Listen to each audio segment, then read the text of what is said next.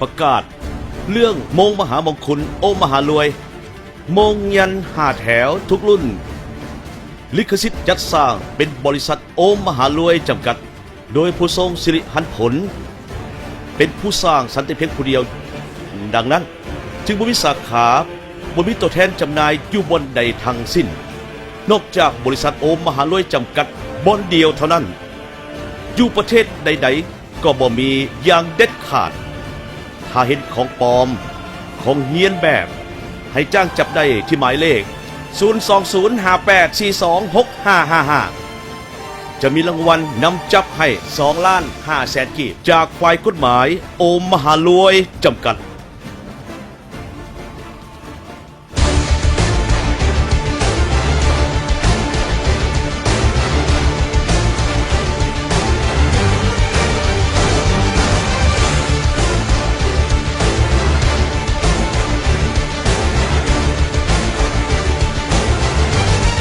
ประดับด้วยเพชรอลังการให้เบิ่งดีมีสไตล์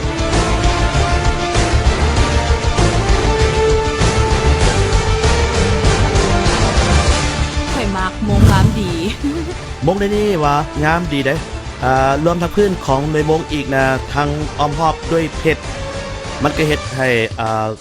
มีความพุ่มฐานขึ้นตึกอีกและทั้งโดดเด่นอีกแม่น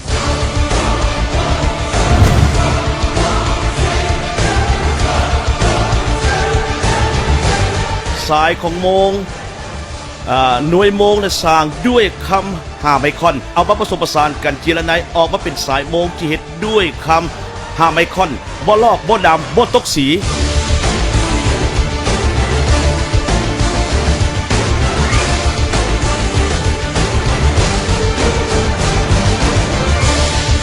และสิ่งสำคัญนอกจากว่าจะเป็นเครื่องประดับที่งดงามตระการตาแบบไฮโซ VIP แล้วยังเป็นโมงแบบเดียวของการเวลาอยู่ในหน้าปัดมียัน5 แถวแสดงถึงลวดลายและเอกลักษณ์เฉพาะ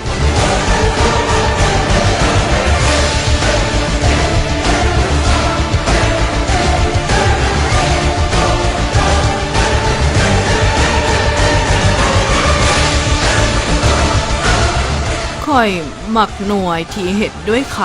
ำเห็นแล้วก็ประทับใจใช้มา3 เดือนแล้วก็บอกค่อยจะได้ปลดออกเลยความรู้สึกก็บอกค่อยได้มองเศร้าเมื่อเห็นมง5 แถวรุ่น3ออกมาเบิ่งแล้วงามหลายเลยว่ามาซื้อเพราะว่ายันมันหมดนะมงมหามงคลโอมหารวยมงยัน5 แถวรุ่น3เศรษฐีพันล้านหน้าสีคำสวยงามล้ำค่าและก็สามารถกันนำได้อย่างมั่นใจอีกท่านผู้ชม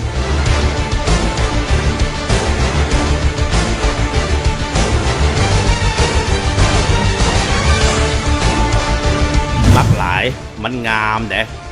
กันน้ำได้กระบอกเคยปลดออกเลยใส่ล่างรถล่างจานทุกอย่างนอนก็ยังใส่บ่เคยปลด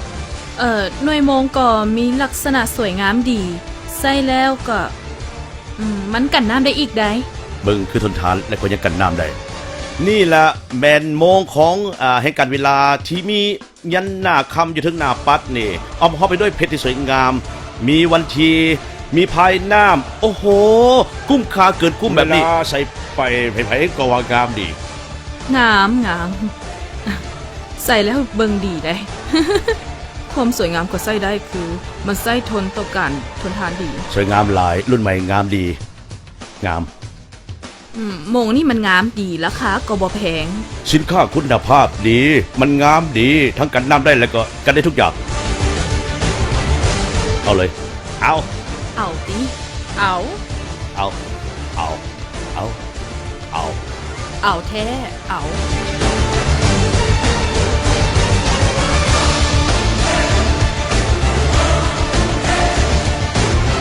งามแบบนี้คุณภาพก็ดีเขาจะทิมให้เบิ่งเด้อจะทิมลงไปผู้บอกว่ามงของเขานี่ทนทานได้มาตรฐานสากลออกสู่ตลาดโลกพร้อมแล้วบอกเอาละเขาจะโยนได้ทิมนี่ทิมลงไปแล้วโอ้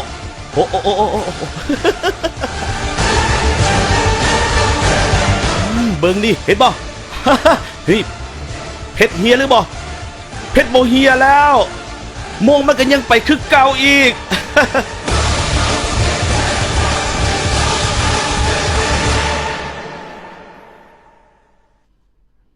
มงดีที่สุดเด้ดีแท้ๆดีหลายสบายดีท่านผู้ชมที่เคารพและก็หักแพงทั้งหลายข้าพเจ้าผู้ทรงสิริหันผลท่านผู้ชมโมงที่ท่านเห็นอยู่หน้าจอโทรภาพในขณะนี้นั่นก็คือโมงโอมมหารวยโมง5 แถวแบบเดียวที่บ่คือไผและบ่มีไผคือเลยเพราะว่าอยู่ถึงหน้าปัดนี่จะประดับไปด้วยลวดลายของยัน5 แถวที่โด่งดังไปทั่วโลกเลยประดับเอาไว้อยู่ถึงหน้าปัดโมงนี่โมงโอมมหารวยอยู่บนนี้นี่แล้วก็มียัน5 แถวนี่ที่สวยงามอย่างแท้จริงแล้วก็มีเอาไว้ให้เป็นเจ้าของทั้งสุภาพบุรุษและสุภาพสตรีนี่ก็คือของสุภาพบุรุษและนี่ก็คือของสุภาพสตรีหน้าปัดคือกันทุกอย่างเลยทั้งสุภาพสตรีและสุภาพบุรุษมาเบิ่งของสุภาพบุรุษก่อนโมงโอมมหารวยโมงยัน5 แถวรุ่นใหม่ล่าสุดรุ่น3 เศรษฐีพันล้านออกแบบประดับด้วยเลข9และก็มีวันที่เบิ่งได้อย่างแจ่มแจ้งอีกด้วยเลนส์ขยายอย่างมีคุณภาพมีตัวหนังสือคำว่าโอมมหารวยเพื่อบ่งบอกว่าโอมมหารวยเป็นผู้สร้างแต่เพียงผู้เดียวและก็งดงามอลังการตะการตาอีกสร้างด้วยเพชรน้ำใสเลี่ยมไวไฟดีเพชรข้างนอกมี40 เม็ดและก็อ้อมฮอบด้านในแทนตัวเลขอย่างสวยงามอีกนี่รวมแล้วทางเบื้องนอกและก็เบื้องในเนี่ยก็มี50 เม็ดเลยซึ่งก็เป็นเพชรน้ำใสเลี่ยมไวไฟดีประดับเอาไว้อย่างอลังการตะการตาที่บ่เป็น2 ห้องไผ่และก็นอกจากนี้ก็ยังมีพายน้ำสีเขียวๆนี่พายน้ำสีเขียวๆแบบนี้แหละเอาไว้เบิ่งในยามกลางคืนหรือว่าบอนที่มันมืดที่เฮาน่ะบ่สามารถจะเบิ่งเวลาเบิ่งตัวเลขเบิ่งเวลาพายน้ำก็จะเปล่งแสงขึ้นมาแต่ทั้งนี้ทั้งนั้นท่านจะต้องเอาพายน้ำไปบรรจุกับไฟหรือว่าแสงแดดปะเอาไว้12 ชั่วโมงโมงนี่ก็จะบรรจุพลังงานเอาไว้สำหรับแสงไฟเมื่อปิดแสงไฟภายน้ำก็จะขึ้นมาแล้วก็ยังบ่พอเด้หน้าปัดเป็นหน้าปัดสีคำเฮ็ดด้วยคำถึง5 ไมครอนนี่สายโมงนี่ก็จะเฮ็ดด้วยคำ5 ไมครอนเอามาผสมผสานออกแบบเจรไนให้สวมใส่ออกงานสังคมในเวลาไปประชุมเวลาสัมมนาเวลาไปเบิ่งรูปเงาไปฟังเพลงไปกินเลี้ยงจะบ่ได้เป็น2 ห้องไผ่แล้วยังกันน้ำด้วยคุณภาพพิเศษอีกนี่เห็นบอกอยู่ในตู้ปลาเลยนี่เห็นบอกอยู่ในตู้ปลาอยู่ในตู้เลี้ยงปลาทางซ้ายเลยยิงแล้วก็มีวันทีมีภายน้ำภายใต้เป็นแบรนด์เนมชื่อดังนี่ก็เป็นรูปตัวม้าโลโก้นี่เป็นโลโก้เดียวของแท้ดั้งเดิมภายใต้แบรนด์เนมแซมคอสสร้างโดยโอมมหารวยนี่เอาละเพราะฉะนั้นราคาแบบนี้ท่านผู้ชมเขาจะให้ท่านเป็นเจ้าของสำหรับ16 ปีคำในวันที่12 พฤศจิกพวกเขาจะให้ท่านเป็นเจ้าของไปเลยไผโทรได้ไผโทรก่อนจะเป็นเจ้าของก่อนในราคาพิเศษในงานฉลอง16 ปีคำจากหลักล้านจะเหลือเพียงบ่พอเท่าใดแสนจากหลักล้านไผโทรได้เป็นเจ้าของได้เลยถ้าซื้อ1 หน่วยเหลือเพียงแต่หน่วยละ 725,000 กีบเอาละ1 หน่วย 725,000 กีบโทรได้เลยเบอร์020-58426555ค่าจัดส่ง 25,000 กีบ25,000 กีบสำหรับค่าจัดส่งถึงบ้านและก็การทำประกันสินค้าส่งถึงบ้านเพียงตั้งแต่ 25,000 กีบถ้าว่าซื้อ1 หน่วยราคา 725,000 กีบเพียงแต่เพชรอย่างเดียวก็คุ้มค่าอลังการแล้วยังมีหน้าปัดเป็นสีคำสายโมงก็เป็นสีคำและก็ยังเป็น1 เดียวแห่งโลกกาลเวลาอีกอยู่ทั้งหน้าปัดนี่ประดับด้วยยัน5 แถวแบบเดียวที่บ่มีไผคือและก็บ่คือไผยัน5 แถวแบบนี้ล่ะงามแบบนี้ล่ะขอภาพกว้างๆอีกเพื่อเห็นแจ้งแดนี่ล่ะภาพกว้างแบบนี้ล่ะยัน5 แถวแบบนี้ล่ะจะประดับอยู่ถึงโมงอ้อมฮอบด้วยเพชรสวยงามอลังการให้ท่านเป็นเจ้าของเพียง 725,000 กีบแต่ว่าถ้าซื้อโดยเดียวในราคา 725,000 กีบมีให้จำกัดเลยให้เพียงไผโทรได้เอาไปเลยสำหรับหาห้อยทานทำอิฐงามแบบนี้หน่วยเฮ็ดด้วยคำอลังการแบบนี้และก็อ้อมฮอบด้วยเพชรแวววับน้ำใสเหลี่ยมไวไฟดีแบบนี้ขายเพียงหน่วยละ 725,000 กีบก็คุ้มค่าแล้ว มีให้เป็นจำนวนจำกัดเพื่อฉลอง16 ปีคำและเป็นหอบการกุศลอีกเดี๋ยวจังหน่อยมดก็จะพากันผิดหวังเลยในตัวไผตัวมันเด้อเวลานี้ก็มีโอกาสแล้วถ้ามดนี่ก็จะผิดหวังอย่างแน่นอนแล้วก็บ่ต้องมาขอห้องอีกแต่ว่าราคานี่น่ะขอสงวนลิขสิทธิ์อยู่ในการจัดรายการนี้มีเพียง500หน่วยเท่านั้นเด้อมีคนหลายล้านคนบวกกับคนต่างประเทศอีกเพราะฉะนั้นถ้าว่าเขาเจ้าเบิ่งโทรภาพเพราะว่าเป็นโทรภาพนี่ผ่านดาวเทียมออกอากาศไปทั่วโลกฉะนั้นพวกเขาเนี่ยมีให้เพียง500หน่วยเทียบใส่คนเป็นหมื่นเป็นแสนเป็นล้านถ้าว่าไปซักซ่าก็ผิดหวังที่จะได้โอกาสเป็นเจ้าของสวยงามแบบนี้อลังการแบบนี้ให้ไทยเป็นเจ้าของราคาเพียง 725,000 กีบ1หน่วย 725,000 กีบแต่ถามว่าซื้อ2หน่วยจะเหลือเพียงหน่วยละ 600,000 กีบต่อหน่วยช่วยจัดค่าจะส่งได้ 25,000 กีบส่งถึงเฮือน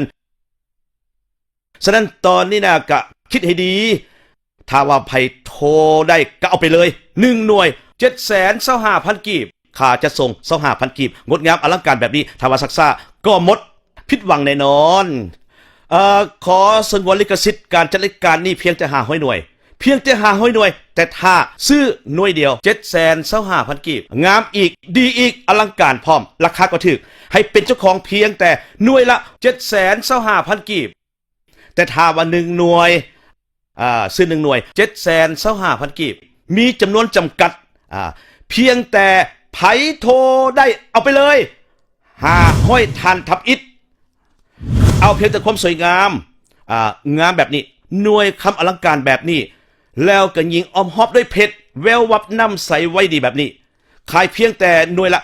725,000 กีบก็คุ้มค่าแล้วมีจำนวนจำกัดฉลอง16 ปีคำจังเลยก็หมดระวังและผิดหวังแน่นอนตัวไผตัวมันเด้อเวลานี้ก็มีโอกาสแล้วถ้าว่าหมดนี่ก็ผิดหวังแน่นอนบ่ต้องมาขอห้องอีกแต่สำหรับราคานี่นะขอสงวนลิขสิทธิ์เอาไว้ก่อนอยู่ในการจัดรายการนี้มีเพียง500หน่วยเท่านั้นมีคนหลายล้านคนบวกกับคนต่างประเทศอีกฉะนั้นถามว่าเขาเจ้านะเบิ่งโทรภาพเพราะว่าเป็นโทรภาพระบบผ่านดาวเทียมออกอากาศไปทั่วโลกเพราะฉะนั้นพวกเขานั้นมีให้เพียงแต่500หน่วยเทียบใส่คนเป็นหมื่นเป็นแสนเป็นล้านถ้าว่าไผซักซ่านะผิดหวังแน่นอนงดงามแบบนี้อลังการแบบนี้ให้เป็นเจ้าของหน่วยละ 725,000 กีบถ้าว่าซื้อหน่วยเดียว 725,000 กีบจ่ายค่าจะส่งนำ 25,000 กีบหน่วยละ 25,000 กีบเนาะสำหรับค่าจะส่งถึงบ้านเพราะฉะนั้นก็เวลานี้ตั้งใจให้ดีถ้าไผโทรได้เอาไปเลยหน่วยหนึ่ง 725,000 กีบค่าจะส่ง 25,000 กีบถ้าว่าซ่าอีกหมดผิดหวังแน่นอน ขอสงวนลิขสิทธิ์อยู่ในการจัดรายการนี้เพียงแต่500หน่วยแล้วก็งดงามตะการตาแบบนี้ซื้อ1หน่วยราคา 725,000 กีบงามอีกดีอีกอลังการอีกราคาก็ถึงอีกหมดเสียใจแน่นอนตัวไผตัวมันและท่านจะต้องผิดหวังแน่นอนถ้าว่าซักซ่าอีกหมดแน่นอนเฮาไปเล่นไปจินไปเที่ยวเอาเงินให้คนอื่นยืมกันยังหลายกว่านี้อีกครั้งหนึ่งในชีวิตถ้าไผเห็นว่างามดีโอ้โหเอาฮอบด้วยเพชรแบบนี้ถ้าไผเห็นว่า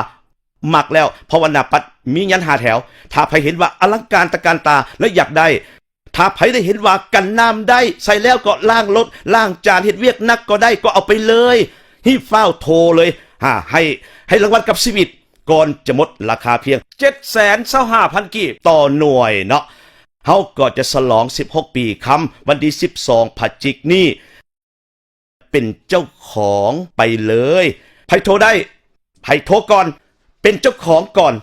ในราคาพิเศษฉลอง16 ปีคำจากราคาเป็นล้านจะเหลือบ่พอเท่าใดแสนกีบจากราคาเป็นล้านไผโทรได้เป็นเจ้าของก่อนถ้าว่าซื้อ1หน่วยเหลือเพียง 725,000 กีบเอาเลย 725,000 กีบโทรเลยเบอร์ 020-5842-6555 แล้วก็ช่วยจ่ายค่าส่งใน 25,000 กีบสำหรับค่าส่งถึงบ้าน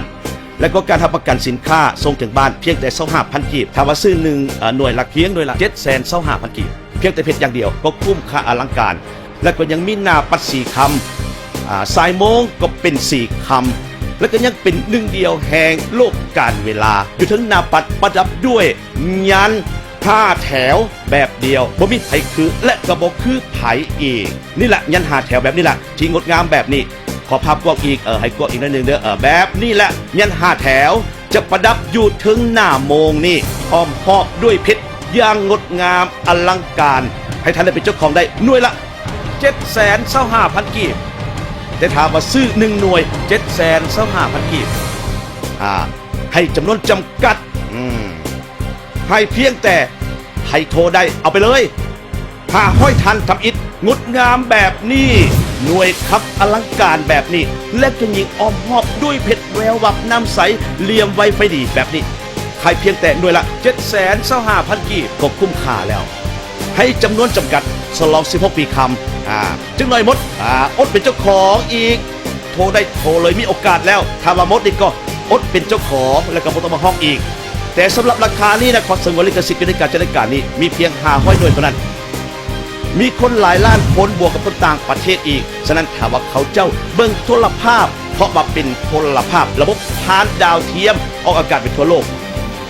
เพราะฉะนั้นพวกเขาก็มีให้เพียงแต่500 หน่วยเทียบใส่คนเป็นหมื่นเป็นแสนเป็นล้านนี่ถ้าว่าไผซักซ่าก็ผิดหวังแน่นอนงดงามอลังการแบบนี้ให้ท่านเป็นเจ้าของหน่วยละ725,000 กีบถ้าว่าซื้อหน่วยเดียวราคา725,000 กีบแต่ถ้าว่าซื้อ2 หน่วยก็จะเหลือเพียงอยู่600,000 กีบจ่ายค่าจะส่งนำ25,000 กีบส่งให้ถึงบ้านเลยเพราะฉะนั้นก็เวลานี้ต้องตั้งใจฟังให้ดีถ้าไผโทรได้ก็เอาไปเลย1 หน่วย725,000 กีบค่าจะส่ง25,000 กีบงดงามอลังการแบบนี้ถ้าว่าซักซ่าผิดหวังแน่นอนอดเป็นเจ้าของแน่นอนขอสงวนลิขสิทธิ์อยู่ในการจัดรายการเพียงแต่500 หน่วยเพียงแต่500 หน่วยแต่ถ้าซื้อ1 หน่วยราคา725,000 กีบงดงามดีอลังการราคาก็ถึงอีกให้ท่านเป็นเจ้าของหน่วยละ725,000 กีบแต่ถามว่าซื้อหน่วยเดียว725,000 กีบให้จำนวนจำกัดแล้วก็ให้เพียงแต่ไผโทรได้เอาไปเลย500 ทันทำอิฐเอาแต่ความงดงามแบบนี้หน่วยคำอลังการแบบนี้แล้วก็ยิงอ้อมหอบไปด้วยเพชรแวววับน้ำใสเหลี่ยมไวไฟดีแบบนี้ขายเพียงแต่หน่วยละ725,000 กีบมันก็คุ้มค่าแล้วมีให้จำนวนจำกัดสลอง16 ปีคำจากหน่อยก็หมดแล้วก็จะผิดหวังอีกแน่นอนตัวไปตัวมันเด้อเวลานี้ก็มีโอกาสแล้วถ้าหมดอดแน่นอนบ่ต้องมาห้องอีกแต่สำหรับราคานี้นะขอสงวนลิขสิทธิ์อยู่ในการจัดรายการนี้มีเพียง500 หน่วยมีคนหลายล้านคนบวกกับคนต่างประเทศอีกเพราะฉะนั้นถ้าว่าเขาเบิ่งโทรภาพเพราะว่าเป็นโทรภาพผ่านดาวเทียมออกอากาศนี่ไปทั่วโลกเลยเพราะฉะนั้นเขามีเวลาเพียงแต่500 หน่วยกับคนเป็นหมื่นเป็นแสนเป็นล้านถ้าไผซักซ่าผิดหวังแน่นอนงดงามแบบนี้อลังการงานสร้างแบบนี้ให้เป็นเจ้าของเพียงแต่หน่วยละ725,000 กีบถ้าว่าซื้อ1 หน่วย725,000 กีบจ่ายค่าจะส่งเพียงแต่หน่วยละ25,000 กีบสำหรับส่งถึงบ้านเลยเพราะฉะนั้นก็ตั้งใจให้ดีถ้าไผโทรได้ก็เอาไปเลยหน่วยเดียว725,000 กีบค่าจะส่งหน่วยละ25,000 กีบถ้าซะอีกหมดแน่นอนเหมือนกับว่าผิดหวังแน่นอนขอสงวนลิขสิทธิ์อยู่ในการจัดรายการนี้เพียงแต่500 หน่วยแล้วก็งดงามแบบนี้ซื้อหน่วยเดียวราคา675,000 กีบงามแบบนี้ดีแบบนี้อลังการแบบนี้ราคาก็ถึงอีกหมดเสียใจโตภัยโตมันและก็จะผิดหวังบ่ได้เป็นเจ้าของผิดหวังบ่ได้เป็นเจ้าของถ้าว่าซักซ่าอีกหมดอีก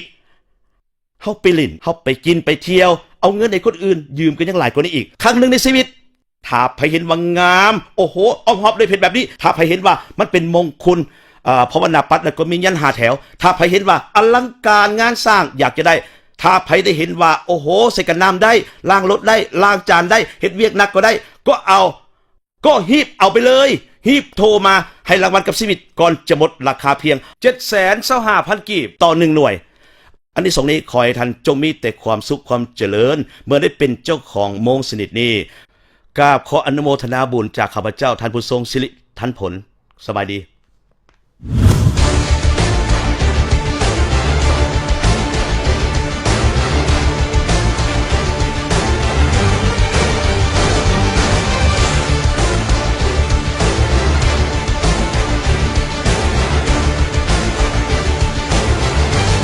ประดับด้วยเพชรอลังการ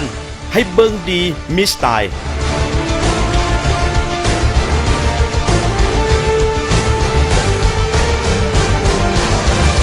ข่อยมากหลายงามดี มงในนี่วะงามดีเด้รวมทั้งพื้นของในมงอีกนะทั้งอ้อมหอบด้วยเพชรมันก็เฮ็ดให้มีความพุ่มฐานขึ้นตึกอีกและทั้งโดดเด่นอีกแม่น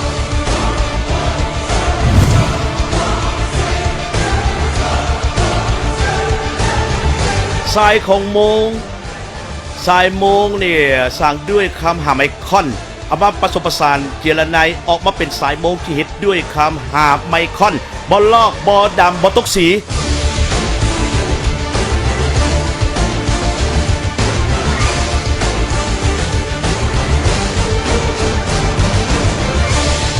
แล้วสิ่งสำคัญนอกจากว่าจะเป็นเครื่องประดับที่งดงามอลังการแบบไฮโซ VIP แล้ว ยังเป็นโมงแบบเดียวของการเวลาอยู่ในหน้าปัด มียัน5แถว แสดงถึงลวดลายเอกลักษณ์เฉพาะเลย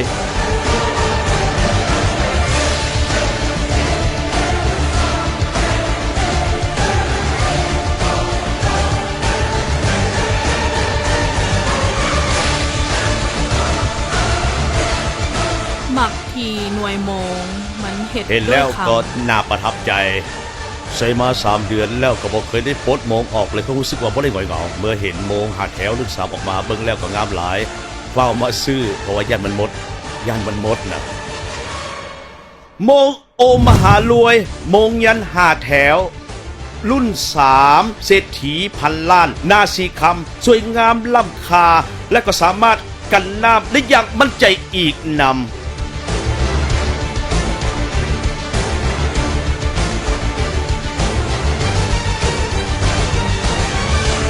มักหลายมันงามหลายกันน้ำได้บ่เคยปลดออกเลยนะใส่ล่างรถเอ็ดทุกอย่างเลยนอนก็ใส่บ่เคยปลดเลย หน่วยโมงมันก็มีลักษณะสวยงามดีได้ไส้ได้แล้วก็กันน้ำได้อีก เบิ่งคือทนทานแล้วก็กันน้ำได้อีกนะเม็ดแบบโมงของโลกแห่งการเวลาที่มียันหน้าคำอยู่ถึงหน้าปัดอ้อมหอบด้วยเพชรที่สวยงาม มีวันทีมีภายน้ำกุ้มค่าเกินกุ้มค่าแบบนี้ เวลาใส่ไปใส่ไผๆก็ท่วงว่างามหลายว่าซั่น มันงามดี งามหลาย ใส่แล้วก็ แม่น เบิ่งดีได้ งาม ความสวยงามก็ใส่ได้มันใส่ได้ทนดีได้ สวยงามหลายรุ่นใหม่แหงงามดีอีกซับ โมงนี่มันงามราคาก็บ่แพง สินค้าคุณภาพดีมันงามดีทั้งกันน้ำแล้วก็กันได้ทุกอย่าง เพียง 675,000 กีบเท่านั้น เอาเลย เอาเลย เอา เอาเลย เอาแท้เอา เอาแท้ เอา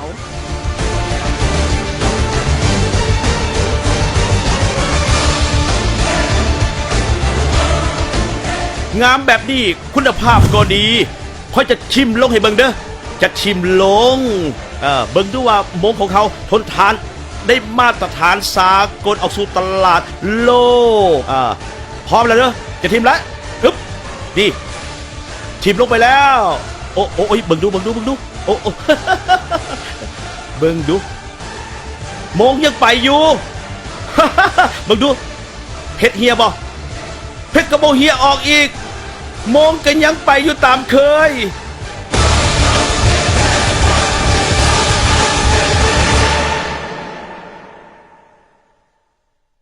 โมงดีที่สุดเด้ดีหลายดีแท้ๆ